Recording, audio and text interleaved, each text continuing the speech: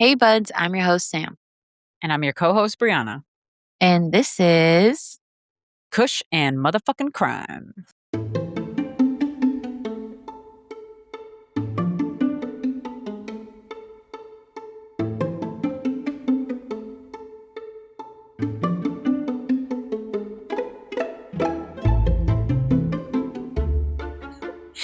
You okay there? Yeah, I was not expecting that one. You're welcome. Welcome back to another episode of Kush and Crime. We're so happy to be here. Starting that off right, I think. Thanks for that, Brianna. Hell yeah. Anytime I can be your hype person. I'm gonna need it because today's episode I supremely procrastinated in writing because I was on vacation when I started researching it, and B, this guy sucks. Let's be real, you podcrastinated. I podcrastinated. Yeah, I smoked way too much. And this guy's fucked up. It's the same as when we did Long Island serial killer. You know, they just, when you read too much about it, they live in your head too much. And it's So how do you cope, Sam? What do you do to like balance that out? I'm really good at I'm going to say this wrong. Compartmentalizing. Yeah. I don't know how. I think that's the trauma. So you just bottle it up and put it away. Yeah. When you put it just that way, light up a joint. It sounds really bad when you put it that way. I may or may not need therapy.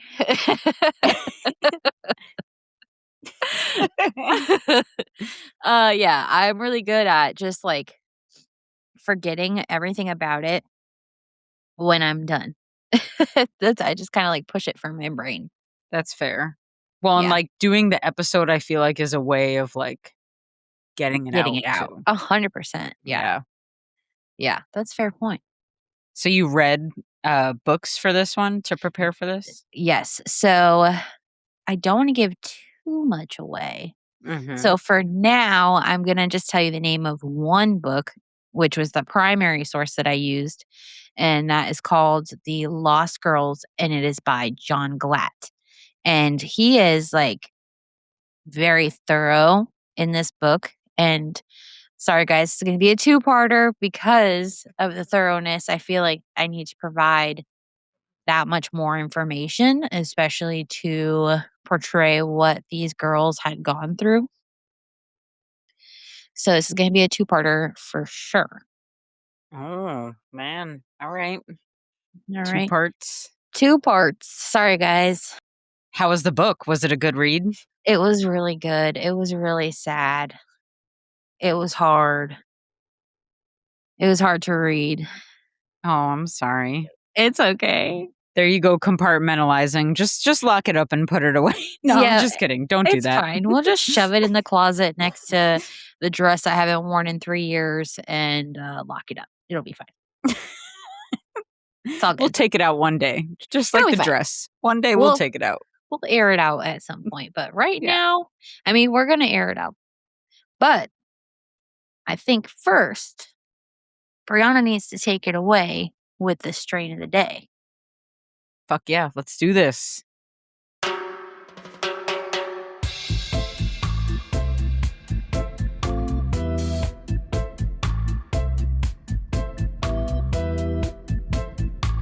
All right. So this strain I ended up picking because it was an infused pre-roll, which, as some of you may know, I've mentioned it before. They're like one of my favorite ways to indulge.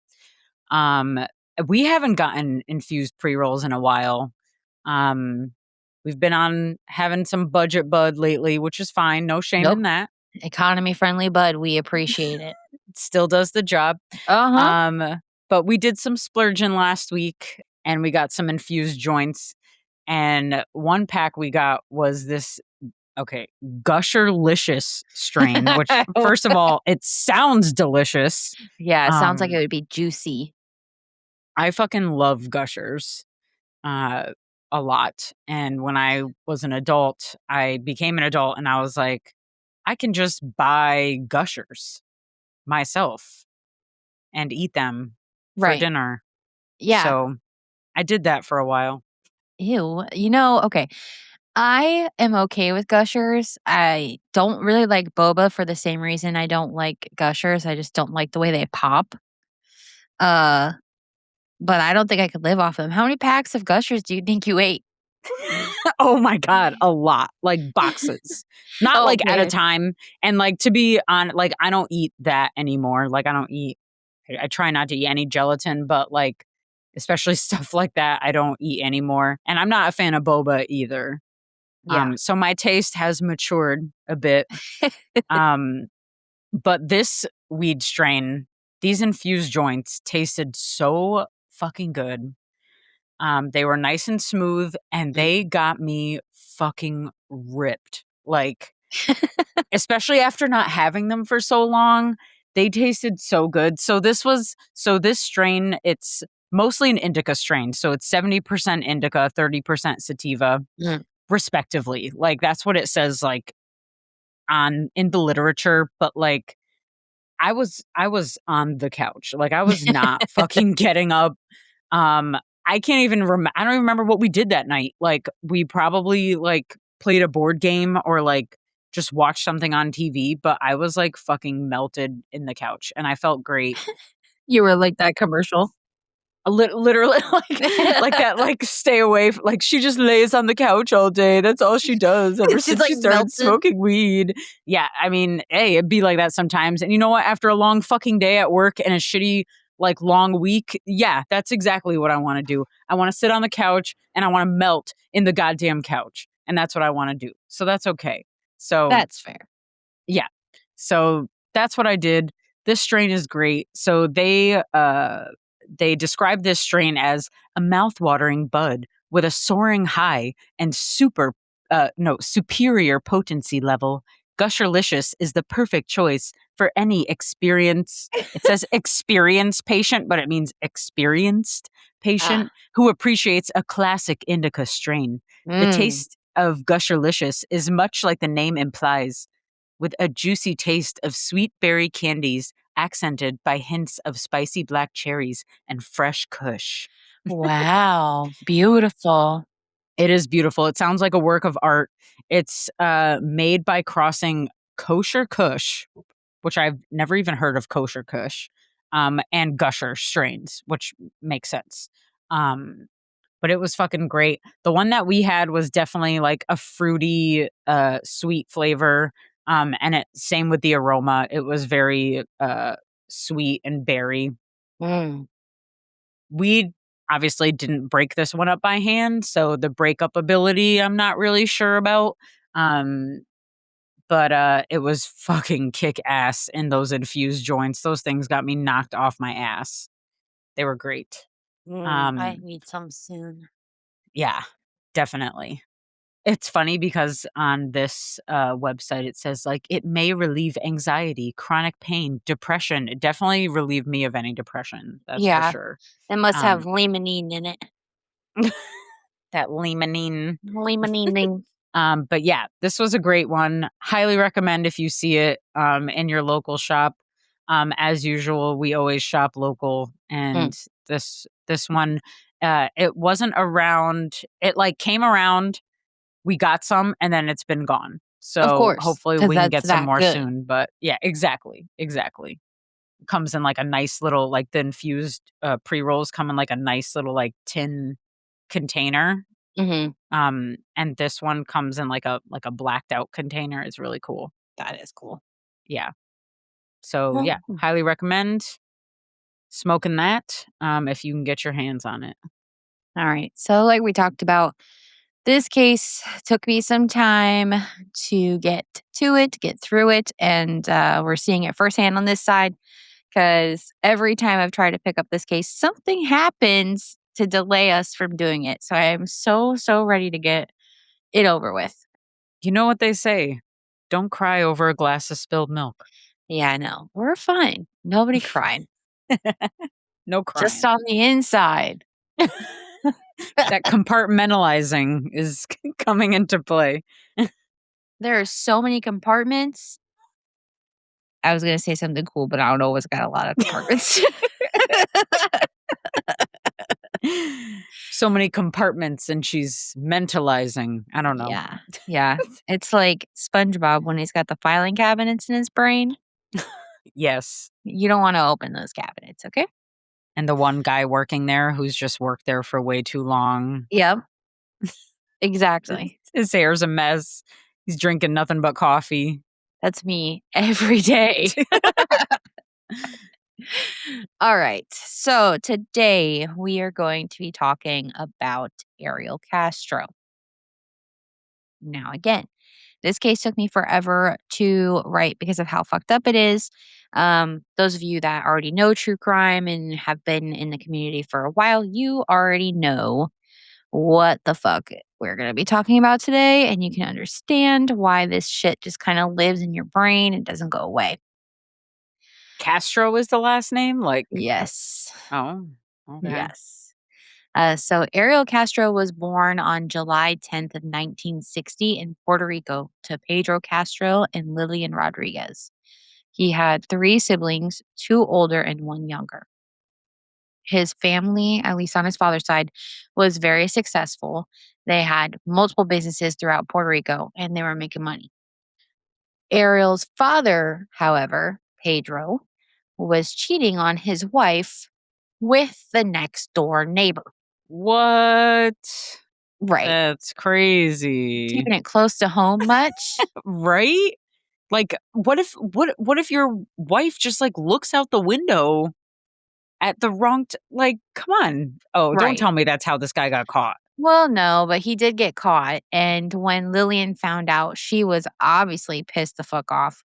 So she kicked him out, and Pedro ended up moving in next door to No his way. Okay, awkward when you're taking out the trash in the morning. Yep, and he abandoned his children. Even though he lived, like, next door, he did not go and see his children. Oh, that's fucked up. Like, literally lives next door. Literally. Lillian, who was devastated by all of this, ended up leaving Puerto Rico and moved to Pennsylvania with her father. All of her children were then left with their grandmother In Puerto Rico? in Puerto Rico. This is when Ariel says that he started to be abused. He claims that when he was 5 years old, he was sexually assaulted by a 9-year-old. In 1966, Lillian sent for her children, and when Ariel moved back in with his mom, he claims that she was physically abusive towards him, hitting him with belts and sticks. Oh my goodness. And this is after she hasn't seen them for a while and they were just in Puerto Rico? Uh-huh. So he did spend his family was pretty big, so he spent a lot of time with his family growing up. And one year for Christmas, he was gifted a guitar by his uncle, and that's where his love of music began. He was a naturally gifted musician and taught himself how to play. In 1968, his father moved from Puerto Rico to Cleveland, Ohio, and soon after, his brothers, so Ariel's uncles, joined them in the move. They opened a used car lot, a grocery store, and a record store.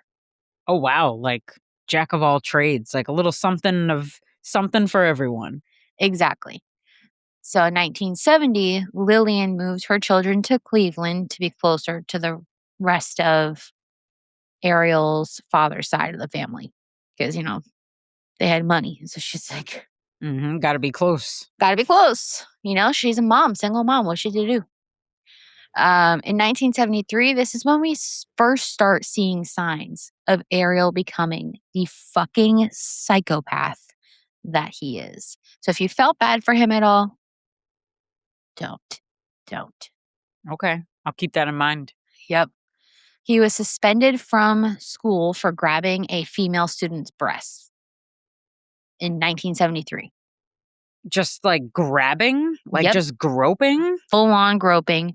What the hell? He was only 13 at the time. Ew. There are multiple reports of him acting inappropriately towards the other girls in school. Well, I'm glad that like he got in trouble for that because back then like shit was kind of sketchy with Right. stuff like that sometimes, with Yeah. women. For sure. In 1976, so when he was 16, he joined a band called Los Steños. He played bass guitar for them during this time. and he started becoming popular due to him playing in a band. He was smoking weed and he was drinking, and he thought he was, becoming Mr. Hotshot. Yeah, Cheech and Chong, like smoking Right. the reefer, thinking he's all cool and playing guitar and yeah, I'm in a band. Yeah, I can definitely Exactly. see that. Mhm. Groping women. Groping women. Once he graduated, though, he was actually starting to take his music career pretty seriously. He played at weddings, bar mitzvahs, and like I said, he started showing out. So he was buying expensive clothes and cars.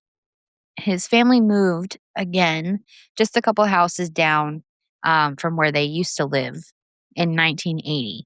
And when they moved, this ended up putting Ariel and across the street the fuck. You okay over there? Yeah, it was just a side eye. It was hilarious. Okay. Uh, so his family moved again in 1980, just a couple houses down. Um, when they moved across the street, there was a girl named Nilda Figueroa. Nilda had attracted the attention of Ariel, who invited her to a show to watch him perform. They start dating, going out for expensive meals, and ultimately, Ariel took her virginity. Well, I mean, I think we saw that coming. Right. When Nilda's mom found out that he had taken her virginity, she actually kicked Nilda out of the house and made her go live with Ariel. That is so sad. Oh my Yeah, god. isn't that fucked? She said, "You've taken that from her. Who's gonna want her now?" Oh my god. Okay, and this is like what, like mid late This 70s? is the 1980 now. This is 80. Okay, like come on. It is not like that. I know. It is definitely not like that. That is Oh, crazy. I know. They're crazy. So Nilda left the house. She moved in with Ariel's family. She got pregnant and they moved into their own house together. Everything seemed to be going really well with Ariel and Nilda's relationship. Everybody was happy. That is until the baby, Ariel Jr., was born. Weird. Babies always usually make the relationship so much better. I mean, I'm sure they do for some people. I mean, if that's what you want and that's your goal in life, yes. But Yeah, if it's cool. because your like relationship is falling apart and you're like, let's Yeah. have a baby. Yeah, no. No, that's the No. absolute worst thing that you can do. Don't do that. That's Babies don't fix relationships. no, they don't. They make them worse. They're just little sacks of like potatoes. Of course they don't fix relationships. They don't do anything. They just lay there No. and poop and cry and scream. Right. Not saying that you shouldn't have kids, but just saying like if you guys are already about to split, it's not a good idea to Yeah, that's not gonna be have your a kid. saving grace. No, please You're don't do gonna that. put that kid through torment. Yeah. Especially if the father is anything like Ariel. Ariel changed dramatically from how he was in the beginning of the relationship with Nilda. He became very controlling and abusive. Ariel controlled when Nilda could leave the house, where she could go. He controlled what she could watch on TV. And if she responded in any way other than compliancy, Ariel would beat her. That's awful. He, he would even pretend to leave the house and wait outside of the house to see if she was gonna leave. And if he caught her trying to leave the house, he would bring her back inside and beat the shit out of her. Nilda was obviously petrified of telling anyone and hid the abuse. She was isolated from her friends and family, and that is the Mhm. first step in an abuser's handbook. Yep. Nilda became pregnant again, and she had hoped that while she was pregnant, he would change back to how he was, but he did not. Brianna shit over here shaking her head. Yeah. Uh, No. he No. became worse. Mhm. Did you think it was possible? Uh, he beat her while she was pregnant for not wanting to wash the dishes right when he said so. She had morning sickness. She was tired. He was also physically beating her all the fucking time.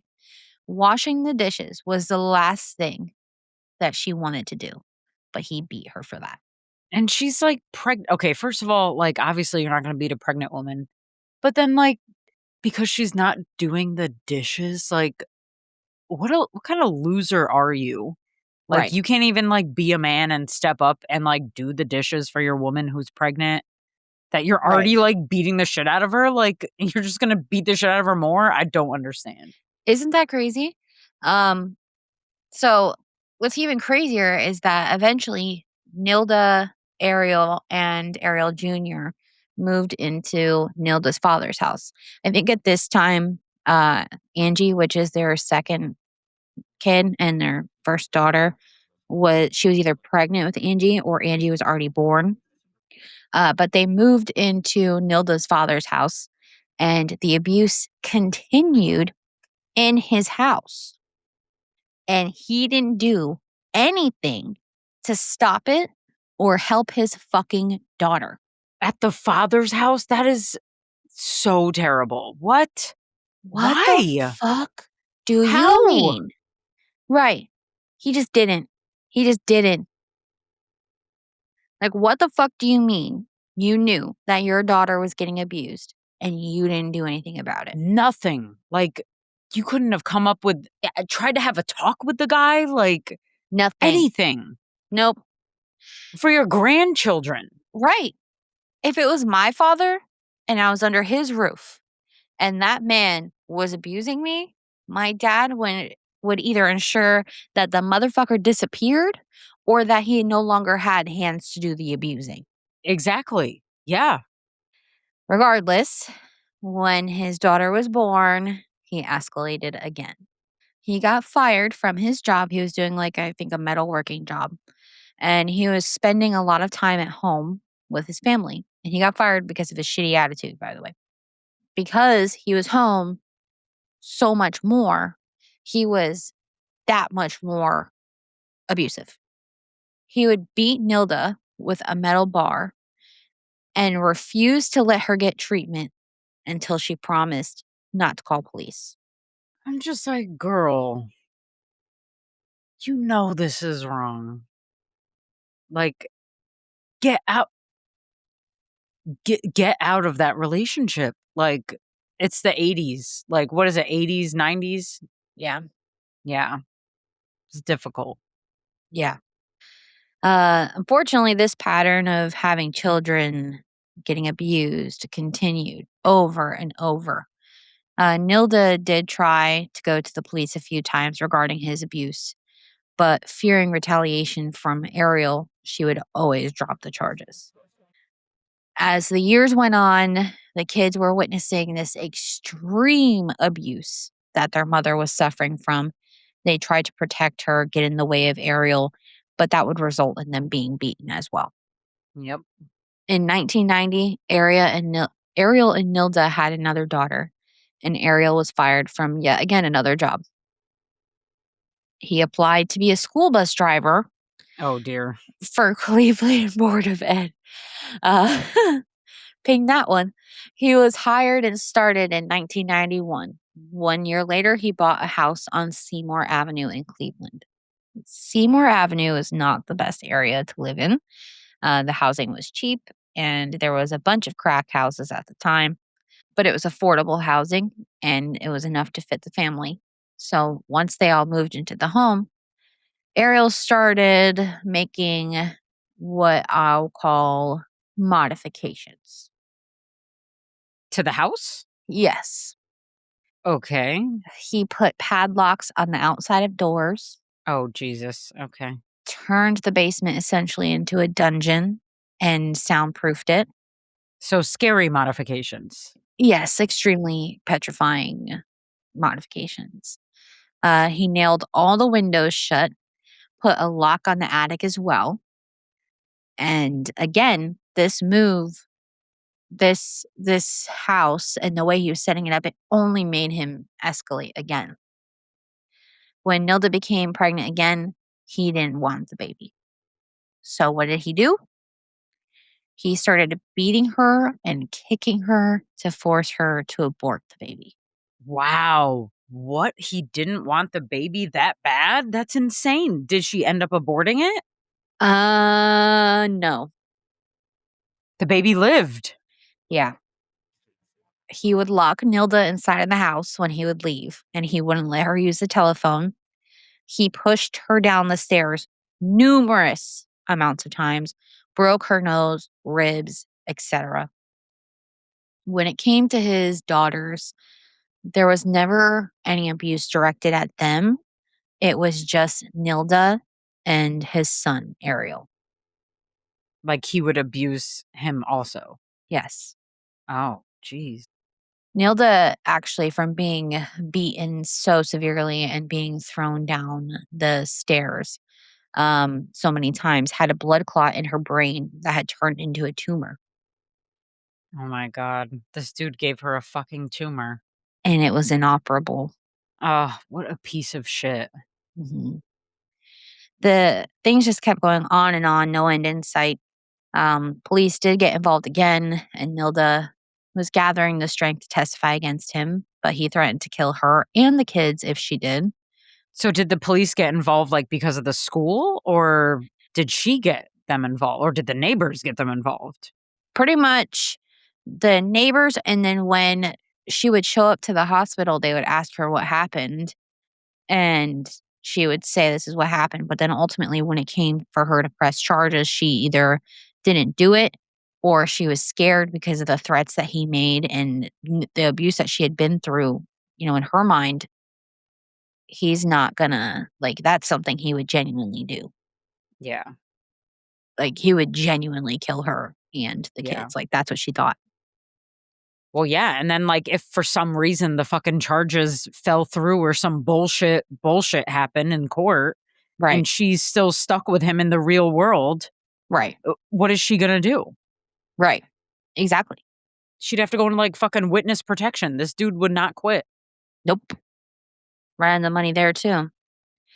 Um, Nilda had to be seen multiple times throughout the years because of the abuse that she endured from Ariel. Um, she ended up having to get multiple surgeries and was sent to a rehab facility where she made friends with a man named Fernando Colon. Oh, dear Fernando. Fernando.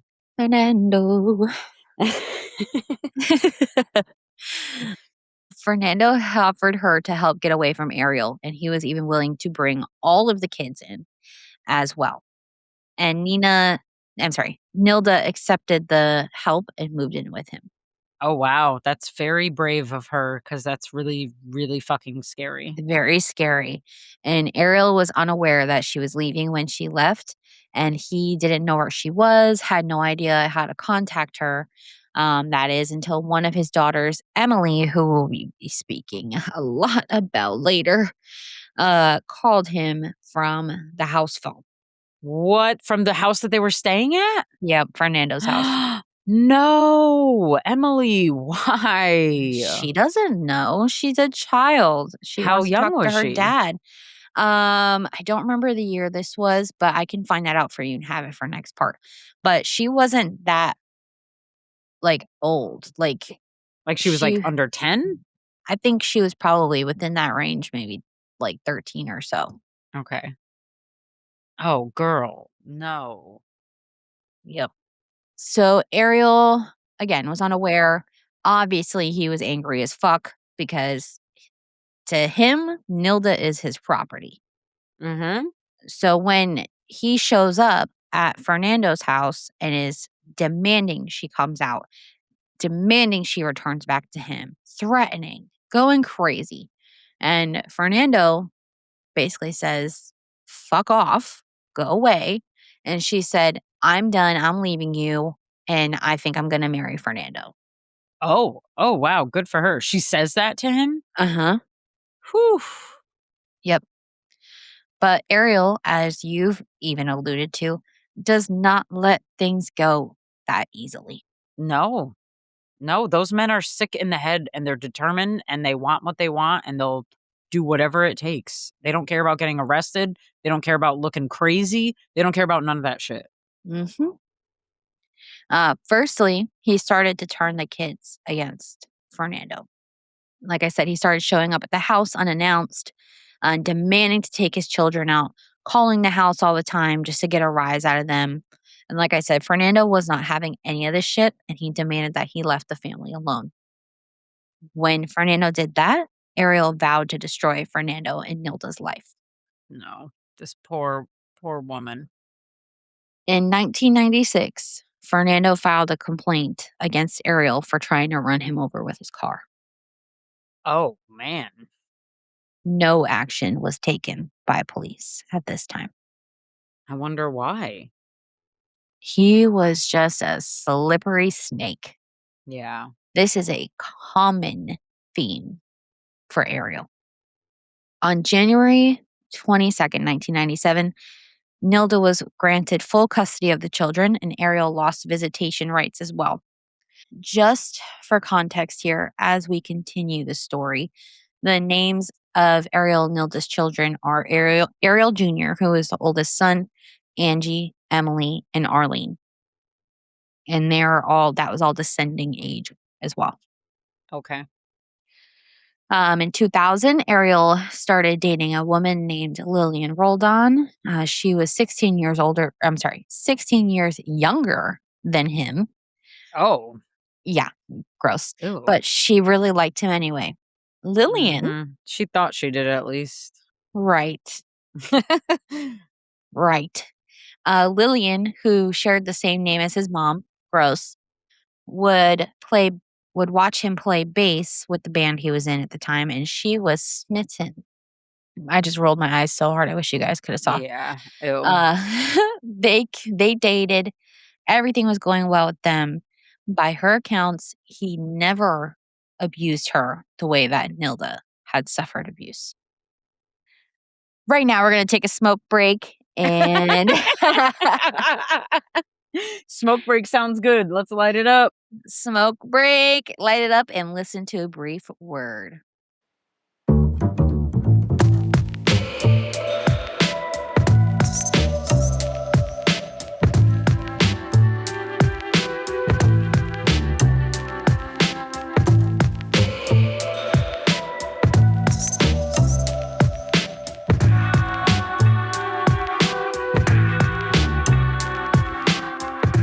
Hell yeah. So I was thinking, I was like, what should we do for our smoke break subject? And it's funny because actually Sam and I were kind of talking about some of this before we started today's episode.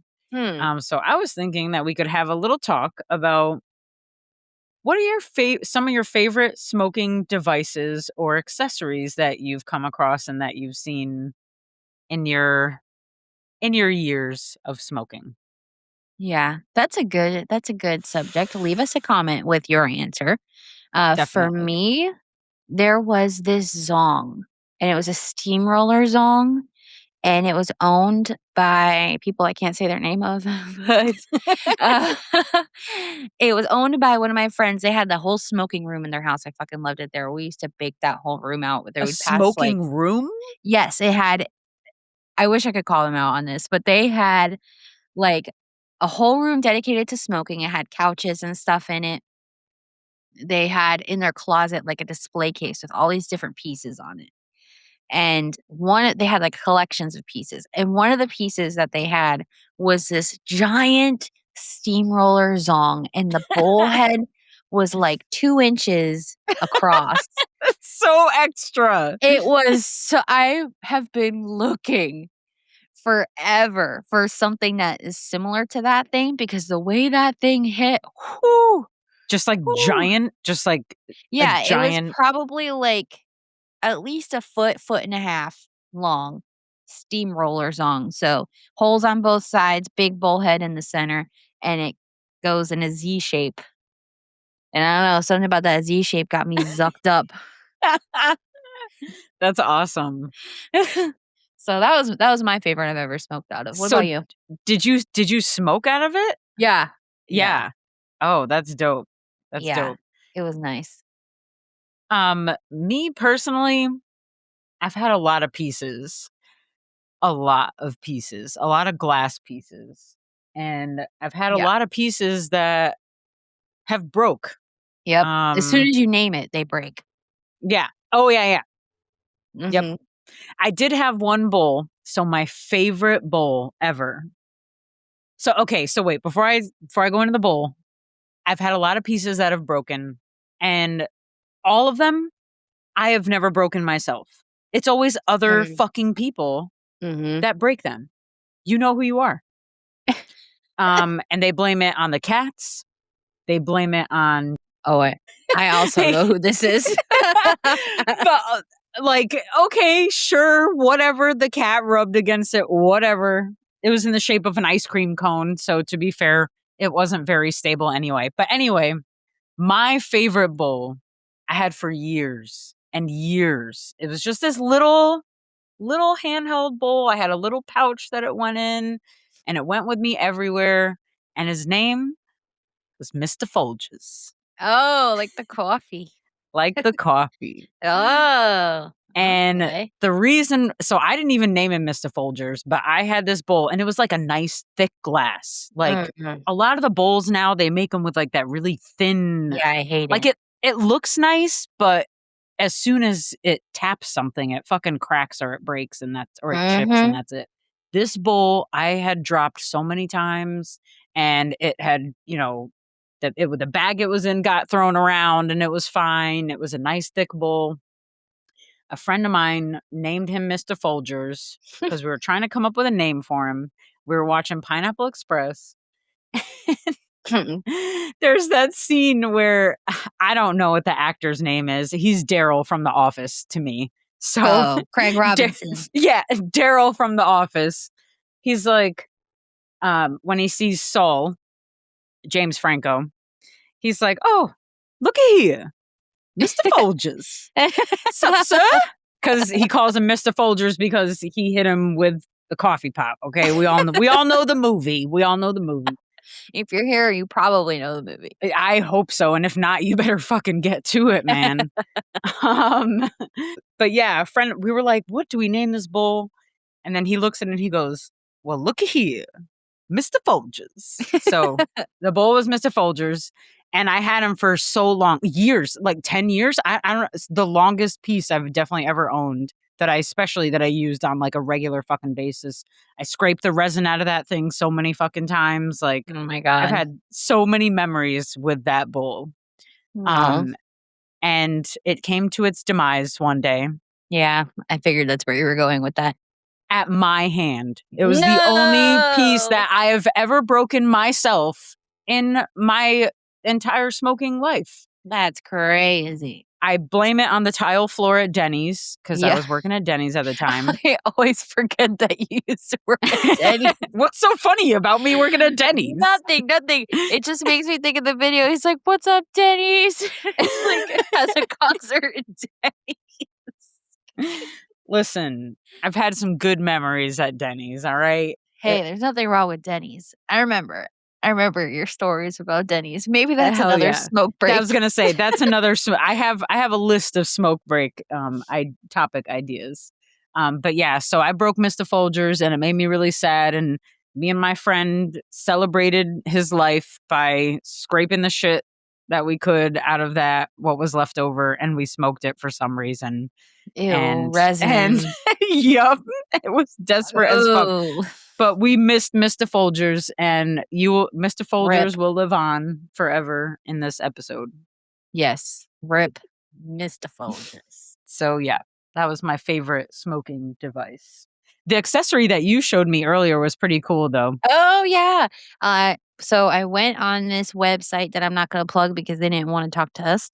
And it's like a little joint holder, and it's really meant like for pre-rolls or like the filter. And it's this cute little crescent moon, and it's a ring. It's so cute. It's got a little star that hangs from it. It looks like a Sailor Moon's like little wand thing. Yeah, if Sailor Moon was smoking a joint out of a mini wand. That's definitely what it would be. That's what it would. I'll post a picture. It is cute. Yeah. All right. So, and join us really quickly for a word about one of our newest partnerships. Getting your grass cut. Getting your grass cut. Trim those greens. Today's smoke break is brought to you by N&F Lawn Care. Do you have an extremely overgrown lawn like I did? Is your shit looking like a jungle? Does your shit look like a jungle? Do you live in the Lutz, Wesley Chapel, or Land Lakes area of Florida? If you do, I have the team for you. Hey, that rhymed. That did rhyme. I'm so good. Contact N&F Lawn Care. I personally worked with Frankie. He tackled my extremely overgrown backyard, and he gave it a new life and made me realize I have a lot more yard than I thought I did. Look at you go. I know. Uncovering square footage. Oh my gosh, it's like a whole new world back there. N&F Lawn Care is super reliable, very efficient, and very customer focused. They have partnered with us here at Kush Crime to provide a special discount code if you do live in Pasco County, Florida. Contact Frankie at 813-500-1896 and use code KUSH420 for 10% off your lawn service. If you're wondering, yes, I did make that up. But I was approved by Frankie, who is the part owner of N&F. So again, that is 813-500-1896 and code KUSH420. So he's the F, he's the Frankie, he's the F in N&F. He's the F okay, in I N&F. see. Yeah, he's great. Super reliable. Give him a call. Okay, so we've returned from our smoke break. We've returned from our grass cutting adventures. We're going to talk about, well, let me rephrase. We have already talked about Ariel's kind of backstory leading up to this point. And you thought it was really bad. I thought it was really bad, but it gets so much worse after this. So, August 22nd, 2002, Ariel Castro stopped at a Family Dollar store and heard a young woman named Michelle asking for directions to the social services office. Ariel walks up and says, "I know where that is." Super friendly. Michelle, who recognizes Ariel as her friend Emily's father, accepted the ride that Ariel offered to head to the Social Security office. Oh, dear. You see, she was on her way to go to a meeting for her 2-year-old son, Joey. She had recently lost custody through no fault of her own, which we will be talking about, and was attending regular meetings to try and get him back.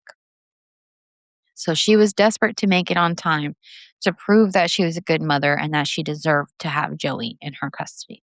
Wait, so this was a friend of one of Ariel's daughters. Correct. Okay. So she's old enough to have a child of her own. Okay. She was, I think, 18 when she got when this happened. Okay. Gotcha. I almost just gave it away. I was gonna say, when she got what, Sam? Hold on a second. So Michelle got in the car, desperate to get to her meeting on time. Ariel had opened the passenger door for her, and when Ariel closed the door, she noticed that there was no door handle on the inside. What the hell? First red flag for me. Immediate. Yeah. Yeah. I'm like, actually, I need to get out. I'm so I need sorry. a fucking exit route. I left my wallet in the Family Dollar. Yep. You go back inside. Sorry. Ariel turned on the vehicle, started driving, and Michelle chatted with him about her son. She saw a sign in the vehicle that said Ariel had puppies for sale, and Michelle had mentioned that her son Joey loved puppies. And Ariel says, "Actually, I need to swing by my house really quickly to go check on them. It's on the way. Don't worry." They arrive at Ariel's house around 3 p.m. Ariel went inside. Michelle said that she would stay inside the car, but about 3 minutes later, Ariel came back out and told Michelle she should come inside to pick out one of the puppies for Joey. Michelle agreed, and he led her into the house through the back door.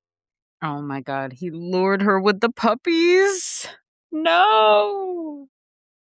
As soon as they went upstairs, Michelle started getting really suspicious because she didn't hear any dogs or anything at all. It was quiet. She saw a photo of Emily on the wall as Ariel guided her up the stairs into a small pink bedroom, slamming the door behind him and locking them in. Michelle screamed and begged to be let out so she didn't miss her appointment for her son. And Ariel walked towards her, put his hand over her nose and mouth, and put the other one behind her head. He pulled up her glasses, and Michelle tried to fight him to get out of the hold that she was in. But that only enraged him, as we know how he is. He yelled at her and said, "If you scream again, I'll kill you." Ariel threw her on the ground and she passed out. Before we keep going with what happened on the day of Michelle's abduction, I do want to circle back and talk about who Michelle is, because this is very important. Michelle had a very troubled childhood. She was the oldest of her siblings, so she was always taking care of the younger ones. There was a time that her and her family had all lived in a car, so the situation was not great. When they moved into an apartment, finally, random family members, like lots of people, came and started living with them. Michelle was like in charge of all the kids because she was the oldest. Oh, that sucks. Yeah. And she had to like cook and try to stretch food that they didn't have between all those kids, obviously taking care of her siblings first. Unfortunately, Michelle was sexually assaulted when she was 5 years old by a family friend, and that continued as she got older 5 regularly. years old? Mhm. Oh my god. She didn't really get to attend school because her mom would pull her out and she would have to take care of her siblings. So she ended up dropping out.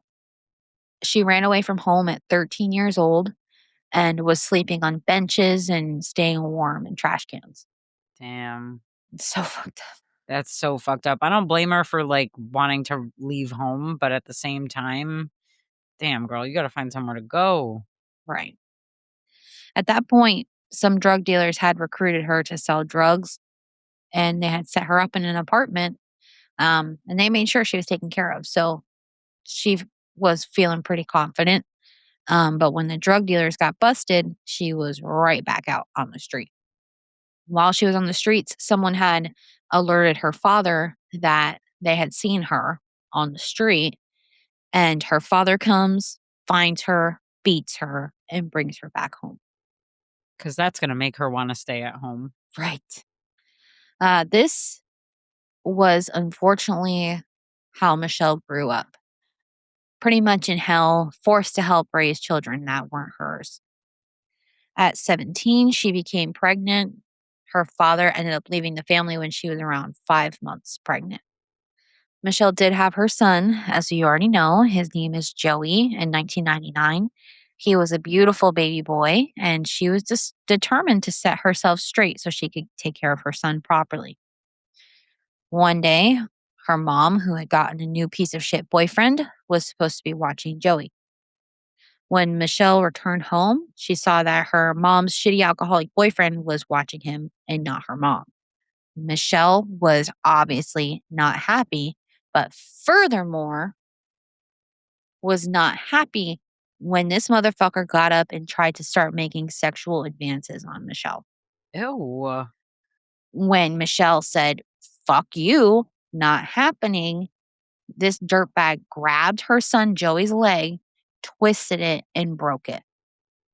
What the actual fuck? These Yep. people, man, Yep. awful. These are awful people. Michelle, I feel so bad for Michelle. Really, I do. I know that we'll talk more later about it. But Michelle grabbed Joey as fast as she could and brought him to the ER where they had asked her how it happened, and she lied and said that he broke it on the playground. Obviously, she was scared. But unfortunately, that shitty boyfriend's sister called the hospital and reported what really happened to Joey, and Joey was removed from the home. But she reported that the guy did it? Yep. Yeah, But Joey okay, but wasn't allowed in the home because it's not yeah. safe. Oh, no. Michelle spent the next year doing everything in her power to get Joey back. She moved out of her mom's house, she moved into her cousin's house, but unfortunately, she had sunken into a deep depression. Her cousin started introducing her to her friends to try to get her out of the house and have somewhat of a semblance of a normal social life. And that's when she met Emily, Oh Ariel no. Castro's daughter. Ugh. Michelle had seen pictures of Ariel Castro, but she had never met him in person, and that is until the day that she was taken. No Um, way. The day she got in the car with him was the first day she met him? in person, yeah. Yeah. From what Michelle had known, though, he had seemed nice. So she seen pictures of him, had heard Emily talking to him, but had never actually interacted. As Michelle worked to get Joey back, she had routine meetings with social services. On the day she went missing, as we've already kind of talked about, she had a meeting with social services. Her ride had bailed on her and she didn't want to be late, so she started walking to social services. She got turned around, and that's when she walked into the Family Dollar to ask for help. Ariel's first time seeing Michelle was that day also. As she was walking and asking for help, that stupid, ugly motherfucker saw her as he was driving by, probably thought she was younger than she was because she was like pretty short and friends with Emily, but he didn't know who she was and followed her. So did so but he knew that she was friends with Emily. Only when they started talking, like in the Family Oh. Dollar. Oh, wow. Because what happened was that when he went into the Family Dollar, she says, "Oh, I think I know you. You're Emily's dad." And he was like, "Yeah, I'm Emily's dad." And played that to be friendly. "Yeah, I could totally bring you to the Social Security office or social services office." Like I said, he used her desperation and her need to get to her son as an opportunity to play out this sick fucking fantasy that he had. Before we start talking about the before we started talking about the things that Michelle had already gone through before Ariel took her, where we left off was that she had passed out in Ariel's home and in a room that was dubbed the pink room. Yeah. Dubbed the pink room by who? The girls, Okay. because it was pink. I figured. What a weird room to, like, do that in. Well, presumably it was his daughter's room, but at the time, obviously his daughters didn't live there. But also weird to, like, do it in your daughter's room, you know? Weird.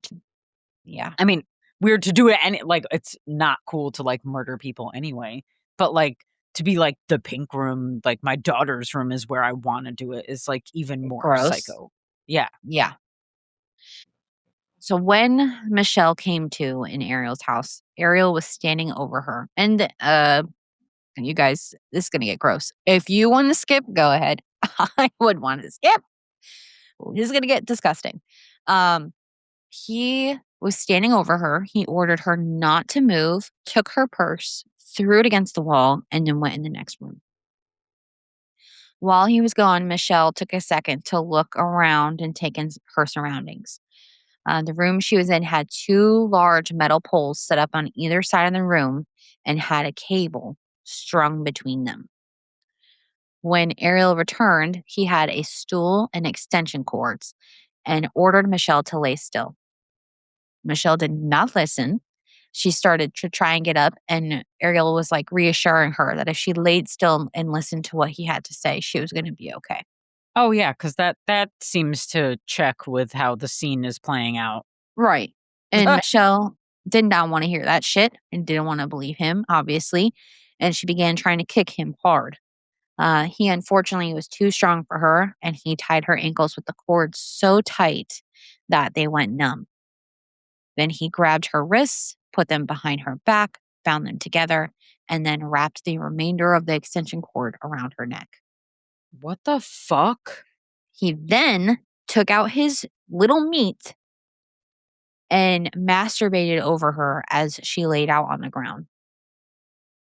As he was like getting further into it, He told Michelle that he wanted to be friends with her and that he was lonely since his wife and kids abandoned him. And then he climaxed. Ew. Whoa. That is okay. That was not a smoke cough. That was a gagging cough. That's Yeah, I could tell. disgusting, dude. What Yeah. this person deserves to burn alive. Like, 100%. like does not need this person in society. They do not need help. They do not need therapy. No, they just need to be exterminated. Like that is no. This is crazy. This is shit that you see like in a movie and you're like, I'm never gonna watch this movie again. Bro, this is part 1. This is insane. Right. So after he finished his business, he Ew. it's so gross. I don't even want to, like, it's so What a disgusting. pathetic loser. Like, Oh my god. ugh. Okay. All right. Yeah, it was bad. So he ordered her to stay still, but Michelle again screamed, and then he punched her hard on the side of the head, saying no one could hear her screams. And then he pulled out a gun and threatened to shoot her. He then tied her up between those 2 poles using that string like a fucking rotisserie chicken or like a pig for slaughter. Yeah, he put a dirty sock in her mouth and then wound duct tape around her head and left. Ariel left the house, drove around, went to his mother's house with his brothers for dinner, and then returned home like nothing happened. Went to his mother's house afterwards. Like, Yep. yo. Yep. Sick in the head. Sick in the So fucking it head. gets so much worse. This is just the beginning. I can't believe this. The next day, Sheila was reported missing by her mother, Barbara Knight. They checked local hospitals, went around looking for her, found nothing, and pretty much just told her that they would notify her if they found anything. Michelle did not know how long she was tied up in that room for, but it was definitely hours that she was like strung up.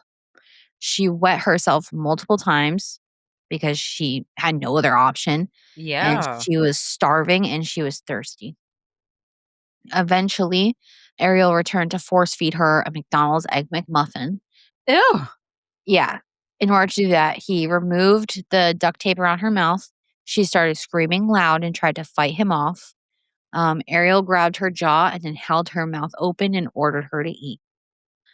She refused. He then threw the sandwich on the floor, untied her, and then she fell hard onto the ground. And when she tried to get up, he was like shaming her, calling her a slut, and then trying to demand that she stay still. But then he ordered her up, and Michelle, whose hands and feet were numb from being tied up for hours on end, cried and said she couldn't get up. Ariel picked her up, slung her over his shoulders, and brought her into another room, threw her on a dirty mattress, ripped her clothes off, and raped her for the next hour repeatedly. Are you fucking serious? Yes. All while she screamed in pain and tried to fight him off. Yeah, euthanasia. Like, no. Yeah. After that, he collapsed on the bed next to her, and Michelle tried to reason with him, saying, I won't tell anyone that what happened here if you let me go. But he was acting strange again and he was becoming emotional and he was like talking to Michelle like she was his girlfriend.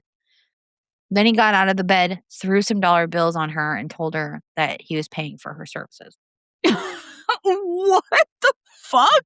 This man is so fucking confusing. So after all of that, he made Michelle put her dirty, soiled clothes back on. And now she was covered in her own blood and urine on the clothes. And then he dragged her down the first floor, hitting every single step with her head on the way. Like he like dragged her by her legs or something? Yeah. With her body on the floor? Yeah. He took out a key, unlocked a big heavy door, and opened it. Oh dear. Michelle's heart sunk when she saw that it was a flight of stairs down to the basement. He dragged her down those stairs as well and threw her into a pile of dirty clothes. Ariel turned on the light in the basement. She noticed a support pole in the center of the basement that had rusty chains connected to it. He wrapped them around her and wrapped them around her head and mouth, padlocked the chains together, placed a motorcycle helmet over her head to muffle her screams, and then she passed out. What the actual fuck? This poor girl. Oh my god, she did nothing to this poor girl's life. Like, Yeah, that's shitty. it's so bad. Unfortunately, Ariel kept a routine where he would buy Michelle McDonald's, force feed it to her, and then rape her. All while he was still working as a bus driver, all while he was still playing in his band, acting like nothing had changed. Lillian, his girlfriend, even stayed over the house some nights, and she was unaware that Michelle was under them, locked in the basement. Oh my god, that's so fucking sick, dude. He kept her chained in that basement for weeks, raping her up to 7 times a day. And if she complained, he would beat her. This poor girl. The way she got through this was thinking about her son, Joey. She thought about how she wanted him to view her, and she didn't want him to view her as a quitter. And if she committed suicide, that would be taking the easy way out. And she didn't want to set that example for her son. So she kept fighting. It was a month before Ariel let her out of the basement and brought her back up to the main house. And this is where we're going to stop because there are so much more that we need to cover. Oh my god. We're gonna stop now. This is crazy. Yes. Sam. I'm sorry. I'm so sorry. I'm not sorry. Are you though? I'm not. I'm not. It's a lot. But even still, like, this, so much has happened. Like, Yeah, we have to take a break. Like, there's only yeah. so much of this shit we could talk about at one time. Plus, we're already at pretty much an hour. So it's I understand. This case is very difficult. It's hard to process. This is literally the tip of the iceberg. There is so much more to this case.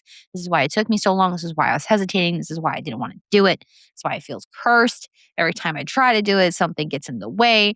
It's because, like, deep down, I just have this strong, like, aversion to it. Yeah, I mean, So this bad. is really dark shit. Like I said, this is shit that, like, you would hear about and be like, this isn't reality. People don't do this. People do this. What it is. A person did this. Like, this is fucked. Society. Like, what are we doing about these people? I can't tell you that yet. Anyway, make sure you come back next week to pick up where we leave off for part 2. You're not going to want to miss it. There is a lot more information we have to cover. It's going to be kind of more fast paced now that you know who Ariel is, what he's capable of. And I want to say something, but I'm not going to. So just come back next week and we'll talk about that. Any case, tell us what your favorite smoking device is. You can comment on the episodes or you can go to our Instagram, which is Kush and Our Crime. website. Yes, Yeah. I fucked that up. And then you could also go to our website. Oh, speaking of which, we have gotten multiple case suggestions since our last case suggestion. And I am super excited to actually work on that case, that one of the cases that we have suggested. There's going to be some extra bonus content for it. So make sure you stay up to date on our website, which is Cushioncrime.com. Spell out the N. No ampersand. Same with for the Instagram. There we go. I messed up, guys. It was me this time. All right, buds. Well, I know this is a very unfortunate note to leave you on, but I hope that you stay lifted, stay safe, don't get in the car with anybody. And as I say that, as we have Uber and rideshare and all that shit, but be diligent in who you're getting in the car with. And yeah, stay safe. Yeah, if there's no door handles, that's definitely a red flag.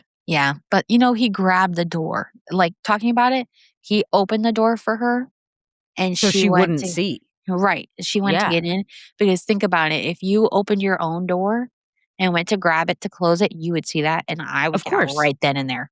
Hell yeah. Yeah, but he wasn't taking that chance. He was very calculated. He's a piece of shit. Yeah, it seems like he's done it before.